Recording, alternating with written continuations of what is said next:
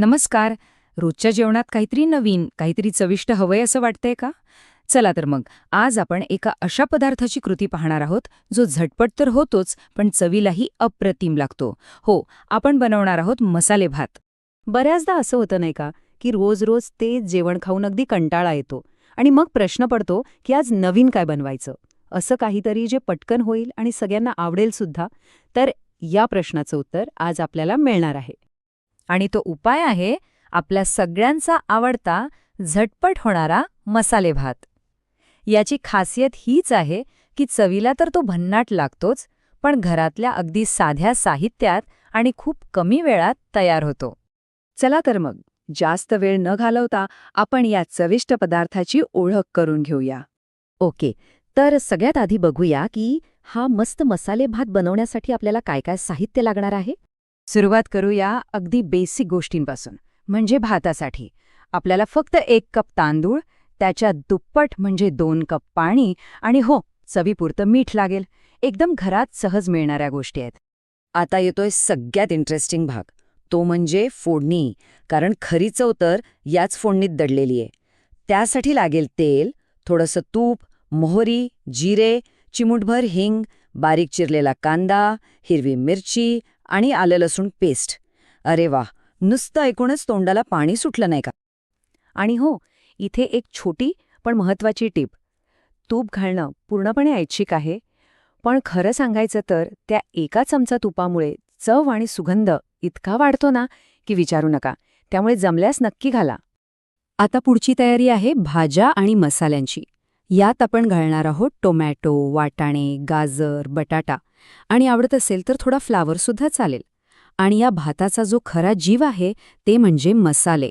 आपला खास मसाले भात मसाला, थोडी हळद, लाल तिखट आणि किंचितसा गोडा मसाला. बरं, सगळं साहित्य तर जमलंय. आता वळूया आपल्या कृतीच्या पहिल्या टप्प्याकडे, म्हणजे भात शिजवण्याच्या तयारीकडे. तर सर्वात आधी आपल्याला तांदूळ, पाणी आणि मीठ वापरून भात शिजवून घ्यायचा आहे. पण एक गोष्ट लक्षात ठेवायची, भात छान मोकळा, सुटसुटीत झाला पाहिजे. आणि शिजल्यावर त्याला पूर्णपणे थंड होऊ द्या, कारण थंड भात परतवताना त्याचे दाणे मोडत नाहीत आणि तो चिकट होत नाही. चला, आपला भात थंड होतोय, तोपर्यंत आपण फोडणी आणि भाज्यांची तयारी करून घेऊया, जी या पदार्थाच्या चवीचा खरा पाया आहे. तर एका कढईत तेल आणि तूप एकत्र गरम करा. ते छान गरम झालं की त्यात मोहरी टाका. मोहरीचा तो जो तडतड असा आवाज येतो ना, की समजावं आपली फोडणीची सुरुवात एकदम मस्त झालीय. मग लगेच त्यात जिरे, हिंग आणि हिरवी मिरची घालून परतून घ्या.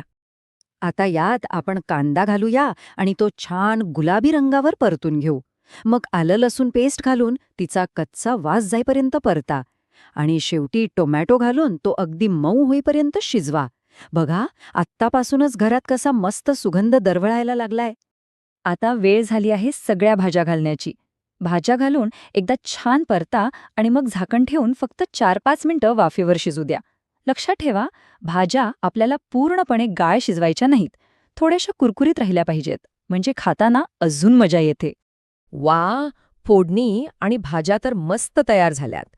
आता वेळ आहे मसाले आणि भात एकत्र करण्याची. आपल्या शिजलेल्या भाज्यांमध्ये आता हळद, लाल तिखट, मसाले, भात मसाला आणि गोडा मसाला घालूया. हे सगळे मसाले व्यवस्थित एकत्र करा, म्हणजे त्यांची चव प्रत्येक भाजीला लागेल. आणि आता आपण जो थंड करून ठेवलेला भात आहे तो यात घालूया. पण ही सगळ्यात महत्त्वाची पायरी आहे. भात अगदी हलक्या हाताने मिसळा. अजिबात घाई करायची नाही, नाहीतर भाताचे दाणे मोडतील. आपल्याला मोकळा, सुटसुटीत भात हवाय. आपला मसाले भात जवळपास तयार झाला आहे, पण त्याची चव आणखी वाढवण्यासाठी काही शेवटचे हात फिरवूया. आता सगळ्यात शेवटी वरून भरपूर बारीक चिरलेली कोथिंबीर, ओल्या खोबऱ्याचा कीस आणि चवीला थोडासा लिंबाचा रस घाला. या तिन्ही गोष्टींमुळे भाताला एक वेगळाच ताजेपणा येतो. हे सगळं घालून झाकण ठेवून फक्त 2 मिनिट एक छान वाफ काढायची.